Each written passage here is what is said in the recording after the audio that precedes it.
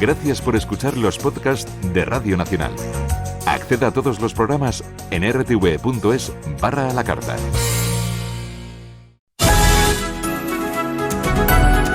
En Radio Nacional, España vuelta y vuelta. Manolo H.H.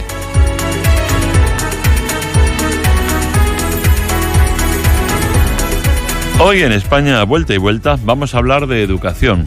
La educación, como saben, es cortesía, es urbanidad, entre otras cosas, es la crianza y enseñanza que se da a nuestros niños y jóvenes, porque la educación no solo se imparte en las aulas, también en el hogar, en el trabajo, en la calle.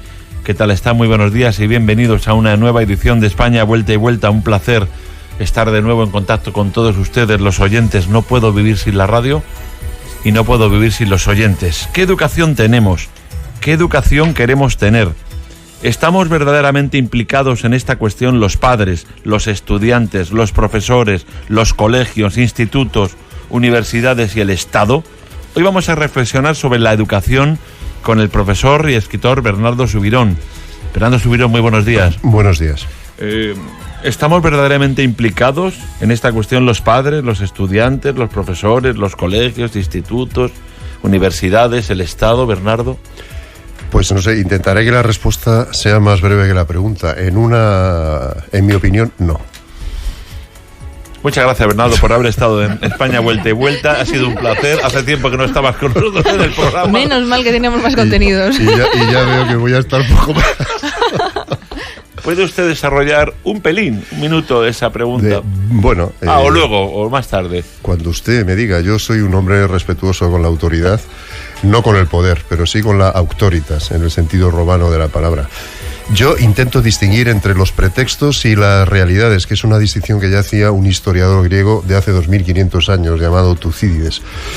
Y desde el punto de vista de los pretextos, todo el mundo está implicado con la educación, todo el mundo le parece que los jóvenes son el futuro, etc. Pero desde el punto de vista de la realidad, en absoluto. Y esto lo podremos desarrollar quizá a lo largo del programa, pero esa es mi opinión. Es decir, educar es una cosa muy seria que tiene que ver con principios, tiene que ver con valores, no tiene que ver con sacar ventajas a la hora de trabajar, con sacar ventajas a la hora de ganar más dinero de otras, sino que tiene que ver con hacer que los jóvenes se desarrollen por sí mismos, potenciando sus habilidades, sus talentos, y no encauzándolos, ¿no?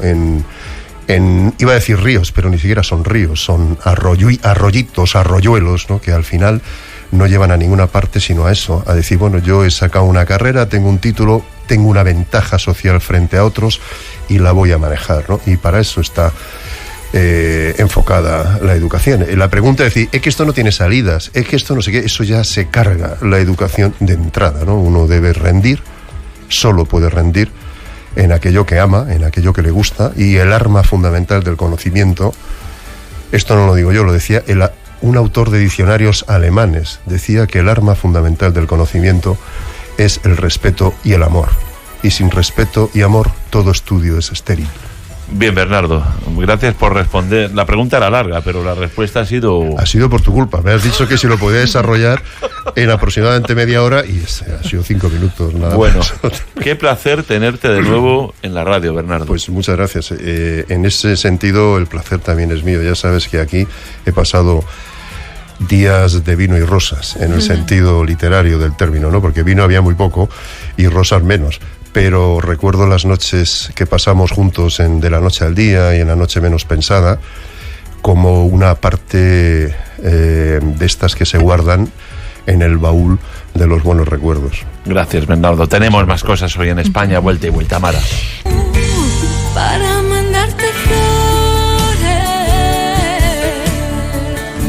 Escucharemos y hablaremos luego con Marian Valderrama.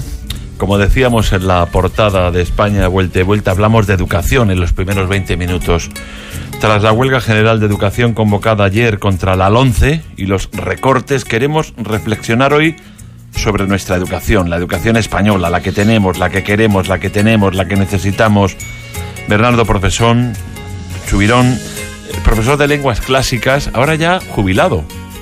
Bueno, estoy jubilado de las aulas, pero no de lo demás. De lo demás sigo perfectamente. Y digo esto porque mira usted las clases desde cierta distancia, la educación con una cierta perspectiva. Por eso lo digo. Pero no es porque me haya jubilado, sino porque he dedicado 35 años de mi vida a dar clase.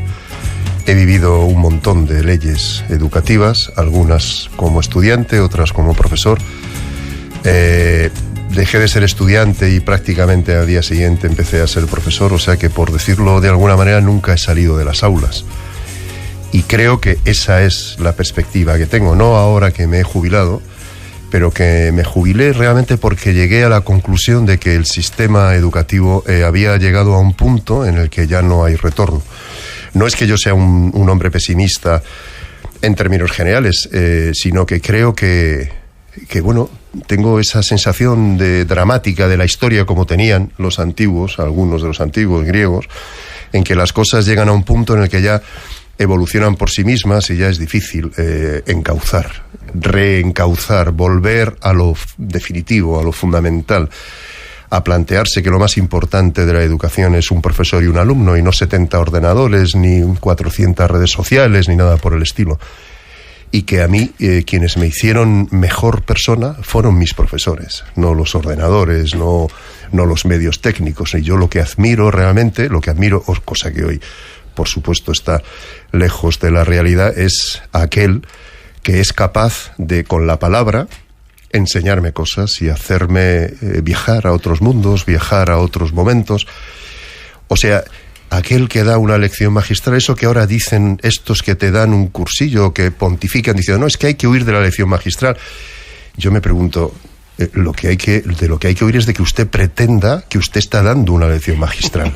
O sea, usted está dando un ladrillo con el que se duerme todo el mundo, pero si delante hay alguien que es capaz de convertirse en un magíster, en un maestro, a mí lo que me da miedo es lo que me da mal rollo es que se acabe la conferencia, igual que cuando se acaba un libro, que no quieres que se acabe porque te gusta tanto que dices, cuando se acabe, ¿qué voy a hacer? Igual no encuentro otro que me llene tanto, ¿no?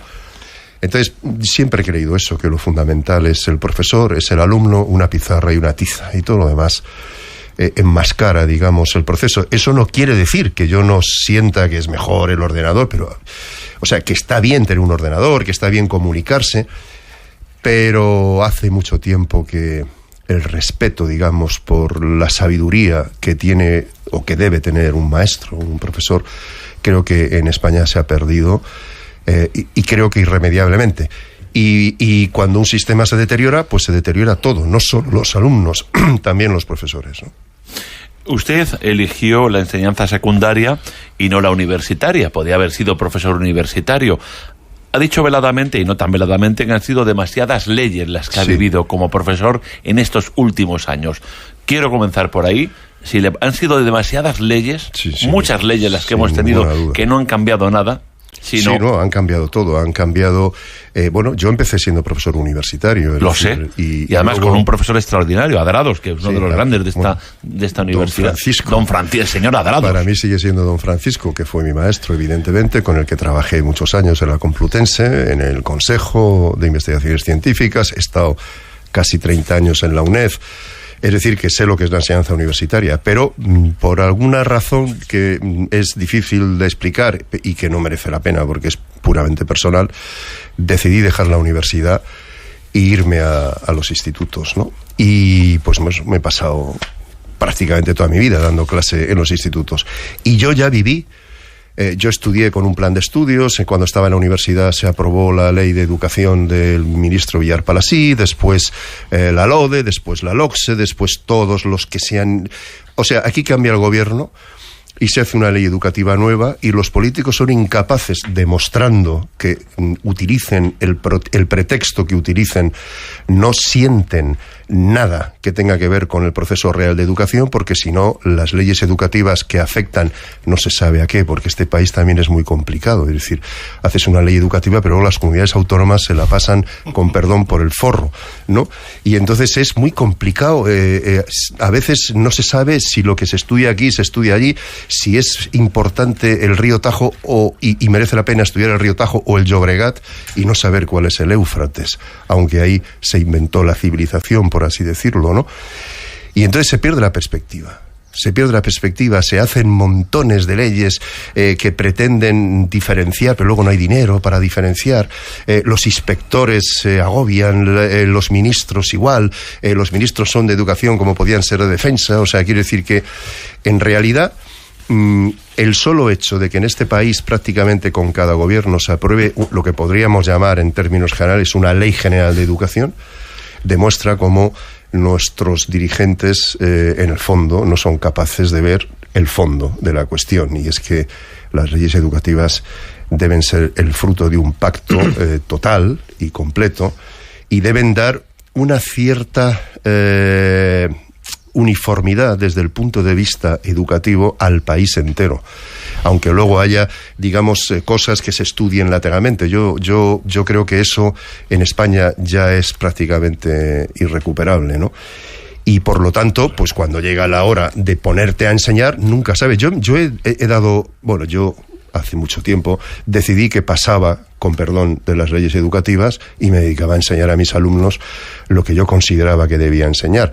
Porque si estaba atento cada año a las reformas del segundo de bachillerato, era imposible saber qué es lo que había que hacer ese año. Es decir, si había asignaturas vinculadas, si no las había, si eran dos, si era una, si se había que examinar de las dos, si solo una. Y todo dependía de un resultado estadístico. Es decir, vamos a intentar que aprueben más, da igual que rebunden en latín o en inglés, pero el caso es que pasen, ¿no? Y ya está, y así estamos, ¿no? Y luego ya se pierde un poco la perspectiva. Creo que estoy hablando demasiado, ¿no? ¿O no? No, estamos embobados. Se pierde un poco, o sea, decir, no, es que... En el buen sentido. Es que fíjate cómo estamos todos. Bueno, una cosa más, la selectividad, por ejemplo, ¿no?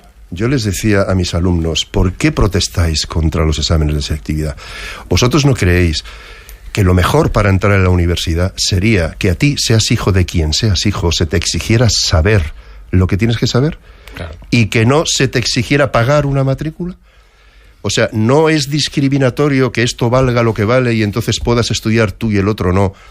Y no habría que poner un examen lo suficientemente claro y duro como para que la gente que sabe, sean hijos de conductores del metro, de maquinistas, de funcionarios o de ministros, pasen. Y si el hijo del ministro no sabe, no pasa.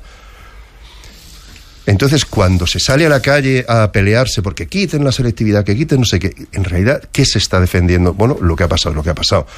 La universidad pública ya no es pública, las universidades privadas prosperan, y en nombre de leyes que están buscando la igualdad, se consigue la desigualdad absoluta, y es que el que tiene dinero pague una universidad privada y el que no pueda estudiar.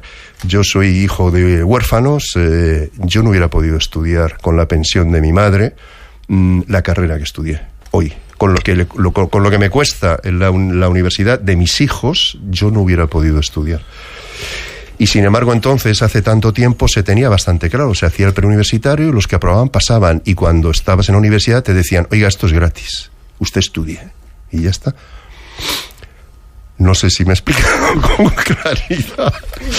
Estoy tomando nota. Rebuznar en inglés o en latín. Bueno, sí. Ahora abrimos el espectro, Mara, Eduardo, todos los que estamos en la mesa, porque tenemos muchas preguntas. Insisto, has estado brillante, Bernardo. Bueno, ya en la noche eras muy brillante, pero es que en la mañana, vamos, dormir te sienta fenomenal. De todas maneras, hoy no he dormido demasiado bien, pero la brillantez no siempre... La brillantez, a ver, yo qué sé, Ptolomeo, por ejemplo, sí, el astrónomo, demostró que la brillantez intelectual y no tener ni puñetera idea de qué van las cosas es perfectamente compatible. O sea que yo puedo haber estado brillante y estar equivocado, porque no hay sistema más brillante que el de Ptolomeo, los epiciclos y tal. El problema es que el sistema solar... Yo, si me permitís, me gustaría simplemente dar mi opinión. María, si tú vas luego. Sí, no, pero es que quería solamente decir... No, tú eres luego. No, tú eres... Dime, María. Tú estás emplazada. No, quería decir simplemente tú que como... para el final del programa. Como también me toca esto, porque yo también he sido estudiante de primaria, secundaria, universitaria, simplemente decir que estoy absolutamente de acuerdo con todos los puntos que ha tocado el profesor, y además decir que creo que en definitiva lo que falta, no sé si es tanto implicación, pero desde luego unión hacia el mismo camino en todos los sectores de que decir, gobierno, familias, colegios, profesores. Creo que falta unión. Simplemente era eso. No, lo has hecho muy bien, María, perdona. Mara, vamos a ver. Bernardo, hablabas del deterioro del profesorado, de esa desmotivación, ¿no? Continua, porque muchas veces su labor no es reconocida. A ese profesor desmotivado, ¿tú qué le dices? Yo siempre les he dicho lo mismo. Es decir, no podemos motivar a nuestros alumnos, llenarles de expectativas y de esperanza, si nos hemos sentado ya en una piedra al lado del camino, como decía Freinet, y hemos agachado la cabeza y decimos, ¿qué podemos hacer? No podemos hacer nada. Así que yo creo que desde hace ya tiempo es época de resistir y de intentar hacer una pequeña abstracción del contexto y dedicarte a lo esencial, que es transmitir lo que sabes o intentarlo a tus alumnos y hacerlo con entusiasmo, con pasión y intentando que cada día cuando vas a dar clase tengas la sensación de que eres un privilegiado, ¿no? Que vas a relacionarte con jóvenes, que te pagan por hablar, una cosa que en un mundo como este es algo realmente, menos aquí en general. Así, bueno, te pagan por hablar y porque además, en mi experiencia, es que cuando los alumnos te respetan, el mecanismo de la transmisión del conocimiento es muy fácil. Están deseando aprender. Lo que pasa es que detectan el fraude a la primera. Detectan cuando no hay lo que acabo de decir, lo detectan a la primera. Y como, bueno, hoy día, quizá por ese deterioro del que hablábamos, pues es evidente que a mí hace años, cuando me decían fulanito de tal, catedrático, decía, hostias, perdón por que se me acaba de escapar, ¿no? Ahora es que cuando veo a los catedráticos escribir correos a mis hijos, o hablar por donde sea, realmente hay muchos catedráticos que me pregunto qué clase de sistema propicia que un individuo que, en mi opinión, es indocumentado desde el punto de vista de algunos conocimientos, haya conseguido una cátedra. En el fondo sé por qué es, pero no creo que sea el momento de plantearlo. Entonces es difícil, es muy difícil. Es una pelea ahí entre la cantidad de universidades que hay, el poder que se reparte en las cátedras, la sensación de que hay una endogamia brutal y que entonces solamente quienes en un momento dado están en el sitio adecuado y en el momento adecuado pueden conseguir progresar, y el que sabe o no sabe, el que sepas o no sepas, es secundario, depende más de otras circunstancias. Y en ese mundo, en ese contexto, pues hay gente que consigue sobrevivir y tira para adelante, y hay otra gente que no, que simple y llanamente se retira y ya está, ¿no? Primero Luisma, luego el director de cine, luego Eduardo Juárez Valero, luego los oyentes. Luisma. Bueno, la educación es cierto que vertebra y cohesiona a una sociedad y garantiza o debe de garantizar el futuro de esos miembros de esa sociedad. Mi pregunta es, ¿usted sería partidario de que las competencias de educación retornasen a un Estado central y que no estuviesen diseminadas por cada comunidad autónoma que cada una hace? Se lo digo porque ayer mismo el representante de la marca España, Carlos Espinosa de los Monteros, propuso más horas lectivas para la enseñanza de geografía, de historia o de cultura de España, como una forma de hacer país. Entonces, ¿usted sería partidario de que eso retornase al Estado? Yo siempre he dicho que hay tres cosas, en mi opinión, que debieran ser competencia del Estado central o del gobierno federal, si es que en España estuviera definido algo en relación con eso, que no lo está. La educación, la sanidad y la hacienda pública. Son tres cosas que, en mi opinión, no pueden depender de los gobiernos autonómicos, sino que tienen que depender de un gobierno central que sea capaz de tener una idea de conjunto. ¿Y quién se atrevería a poner el cascabel al gato? Pues yo creo que nadie. Porque es políticamente incorrecto decir estas cosas. Evidentemente. Y según donde las digas, te pueden llamar de todo. Pero yo lo mantengo y lo he mantenido toda mi vida. ¿Y la justicia, Bernardo? También. Pero el problema es que en la justicia hay, digamos, diferentes tipos y en el fondo, en la justicia hay delitos que se juzgan en la Audiencia Nacional o que pasan al final al Tribunal Supremo. Digamos que hay un órgano que finalmente las cosas pueden llegar a ese órgano que tiene una idea global. Y esto antes pasaba en la educación, cuando existía y tenía contenidos lo que se llamaba la alta inspección del Estado. Pero eso ha pasado a la historia. Cada comunidad autónoma hace lo que le da la gana. lo que le da la gana, sin límites prácticamente. Cuando se puso en marcha la LOCSE, había una cosa que se llamaba el diseño curricular base, que es algo que a mí me repugna en su propia terminología, ¿no? Porque curriculum es un diminutivo de cursus en latín. Si cursus significa carrera, curriculum significa carrerita, ¿no? Y ya de entrada, aunque por ignorancia, estamos hablando de cuando mandamos un currículum, ya damos por sentado que lo nuestro es una carrerita, porque el cursus se acababa con el consulado. Si no llegabas a cónsul, entonces tenías currículum, no cursus. Pero bueno, dicho esto, el diseño curricular base era el diseño curricular base. Es decir, el plan de estudios que debía estudiar todo el mundo en la península ibérica, por así decirlo, y en las islas, es decir, en España. Y luego había una parte que eran los diseños curriculares de cada comunidad autónoma, a los que les asignaba, pues sí, eso de conocimiento del entorno, y que a lo mejor, pues, ¿qué voy a decir yo? No sé, en tal pueblo había que estudiar que el río X, pues pasaba por aquí o por allá, o que aquí había pasado esto o lo otro. Pero había un diseño curricular base que era obligatorio en todos los centros. Eso se ha perdido porque, en mi opinión, la política española se convirtió en una especie de mercado persa en el cual, a base de yo te doy transferencias, tú me apruebas los presupuestos, y se demostraba una vez más que la educación no era una cuestión de Estado ni una cuestión de principio, ¿no? Sino que a cambio de las competencias en educación, pues yo te apruebo esto o lo otro. Bueno, este mecanismo entre el gobierno central y Cataluña ha sido permanente, ¿no? Y también lo digo porque creo que ha sido así, independientemente de que sea correcto o no. Respondiendo a la pregunta, la educación debiera ser un asunto federal. Como es asunto federal cuando llega el del FBI. Y cuando llega el del FBI, el sheriff dice a sus órdenes y se ha terminado. O sea, y la perspectiva la tiene el gobierno federal, no el gobierno autonómico. Y a lo mejor hay que estudiar, yo qué sé, a Felipe II, ¿no? O a los Reyes Católicos, sea donde estés, ¿no? Yo siempre cuento, aunque sea en plan privado, y hoy lo diga en la radio, una anécdota que a mí me pasó. En un parque de Tenerife, mi niño con 4 o 5 años, jugando en el tobogán, dirigiéndose a una niña más o menos de su edad. Y en un momento dado la niña ni le respondía ni le entendía, y no era extranjera. Y entonces vino mi hijo y me dijo: papá, que la niña no quiere jugar conmigo. Hasta que se acercaron sus padres y nos aclararon que era la niña, es que no había estudiado castellano, solamente entendía el euskera. ¿Ustedes se imaginan al gobierno francés cediendo horas del estudio del francés en la Provenza, por ejemplo? O sea, decir, usted estudie provenzal, por supuesto, no estoy diciendo que no, pero la lengua en la que nos entendemos todos es el francés. Y esa lengua la tenemos que hablar porque es una riqueza. O sea, yo soy más rico si hablo castellano y catalán, mucho más rico. Y ojalá hablara castellano, catalán, euskera y lo que haga falta. Pero no puedo esgrimir la lengua como un arma arrojadiza que desune. Las lenguas se han inventado para que la gente se entienda. Es lo que Aristóteles decía que nos diferencia de los animales, que somos capaces de decir palabras y no sonidos, como ellos. Entonces, si esgrimimos la lengua, si nos volvemos integristas sin darnos cuenta, o sea, alguien antes lo comentaba, ¿no?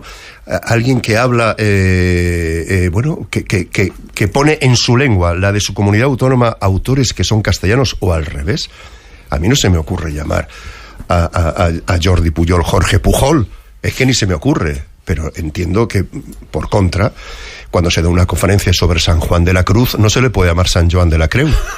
Y si se le llama San Joan de la Creu y se me exige que llame a Jordi Pujol, el quien hace eso es un integrista y no se ha enterado. Y no se ha enterado. Entonces es gravísimo, ¿no? Porque entonces es muy difícil ponerse de acuerdo, ¿no? Director Bernardo, de cine, Antonio. Sí. Y para los que son o somos profanos y no entendemos tanto lío de la... o no entienden tanto lío de la LONCE, y de repente ven que gobierno tras gobierno que viene no se ponen de acuerdo y se montan huelgas y están siempre en desacuerdo y reuniones y les crea una confusión para la gente mayor que ya tiene sus hijos con las carreras terminadas, como es el caso mío, que mis hijas ya terminaron las carreras, y de repente cada vez vas viendo en el batiburrillo cómo van saliendo la ley de no sé qué, ahora tal, ahora la cambio, en cuanto lleguemos al gobierno les cambiamos y tal. ¿Qué les dirías a toda esta gente que a veces me preguntan, oye, pero esto qué es? ¿Cómo no era la LONCE? ¿Por qué se llama ahora la...? En fin. Sí, no, si es que yo lo único que les diría es que tengan confianza en que al final Siempre que haya un aula, un profesor y unos alumnos, es posible que se dé el milagro de que la educación siga funcionando, en el sentido en que siempre se ha creído, o al menos en el que yo creo, ¿no? Es decir, da igual que un alumno no sepa nada, o sea, digamos, peor que sus padres, como decía Sócrates, porque mediante la educación lo podemos hacer mejor. Y esa es la cuestión. El problema está en que efectivamente todo ese batiburrillo de leyes al final no sirve para nada, o sea, sirve para justificar las cosas de andar por casa, las estadísticas, que si el fracaso escolar, que si no, mira que es fácil confiar en el mecanismo, digamos, entre el profesor y los alumnos y dejar que eso fluya y que los profesores estén orgullosos de ser profesores, porque yo creo que es una de esas profesiones decentes en este mundo, ¿no? La de intentar transmitir a la gente lo que uno sabe, ¿no? Pero yo les diría que confíen, porque al final los milagros se producen. No el milagro del otro día del partido de fútbol, ¿no? Que es ahora el milagro del que habla todo el mundo. Ese es un tipo de milagros en lo que yo no creo, ¿no? Siempre creo que hay 11 mercenarios, o sea, que están ahí ganándose la soldada, ¿no? Y que luego la literatura heroica esta que ponen los medios a mí me produce un cierto sonrojo, me produce pudor realmente. Pero yo sí creo en esos milagros, en los milagros en que los alumnos de repente... Yo estudié en un colegio de huérfanos un día me vi en Roma, porque un profesor, un día te lo conté a ti, no sé si públicamente, porque un profesor ya muy mayor, don José, decidió que nos llevaba a Roma, y yo no sabía lo que era Roma ni lo que era nada, pero me vi en Roma en un momento dado, vi el Coliseo, el anfiteatro Flavio, y me di cuenta de que eternamente estaría agradecido a ese hombre tan mayor, que por primera vez tuve la sensación de que un profesor hacía algo por nosotros, ¿no? Y para mí ese es el modelo. Estaría toda la hora escuchándote, Bernardo, en serio. Pero por respeto al trabajo de nuestros compañeros, demás, por supuesto, la semana que viene te voy a volver a invitar. Bueno, pues yo encantado. Ya sabes que yo vengo encantado a... Porque tenemos que contarnos muchas cosas, Bernardo. La vida ha querido que tengamos fragmentos y fracturas que no han sido por nuestra culpa, precisamente, pero te va a volver a invitar, porque ha sido un placer volver a escucharte. Pues para mí también ha sido un placer estar aquí contigo y con todos los demás, y ya sabes que cuando quieras yo estoy aquí, o sea, vendré encantado, porque esta casa me recuerda una etapa que añoro de mi vida, ¿no? Y que la recuerdo con mucho cariño, y como de esas fases en las que uno modestamente fue feliz, ¿no? Claro que sí, Bernardo. 12:38, 11:38 si nos escuchan desde Canarias.